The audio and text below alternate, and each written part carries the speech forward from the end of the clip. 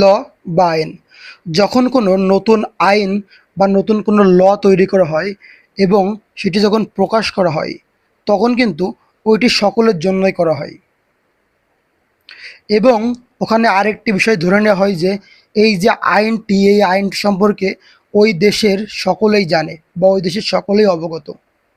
এই জন্য কিন্তু ওই বা আইনটা গ্যাজেট আকারে প্রকাশ করা হয় এবং তার মাধ্যম দিয়ে এটি পুরো দেশ সহ পুরো বিশ্বকে জানাই দেওয়া হয় যে এই বিষয়টি সম্পর্কে সকলেই অবগত বা সকলেই জানে। একটা নতুন যদি আবিষ্কার হয় এবং সেই টা আমরা ভায়োলেট করি এবং যার জন্য আমাদেরকে পুলিশ অ্যারেস্ট করে বা আমাদেরকে কোর্টের আওতায় আনা হয় এবং আমাদেরকে যদি প্রশ্ন করা হয় যে আপনি এই কাজটা কেন করলেন, এবং তার প্রত্যুত্তরে আপনি যদি এই কথা বলেন যে স্যার এই আইনটা হয়েছে বা এই আইনটা সম্পর্কে আমি জানতাম না, তখন কিন্তু ওইটা আপনার অপরাধ হয়ে যাবে।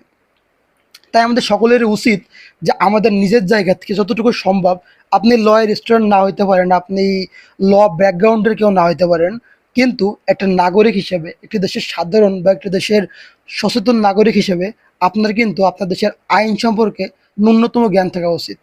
যেই জ্ঞানগুলো যদি আপনার থাকে তাহলে কিন্তু শুধুমাত্র জানার জন্য না, আপনি আপনার নিজের অধিকার সম্পর্কে সচেতন হওয়ার জন্য আপনি কথা বলতে পারবেন এবং আপনি নিজের অধিকার আদায় করে আনতে পারবেন আপনার স্টেট থেকে, আপনার রাষ্ট্র থেকে।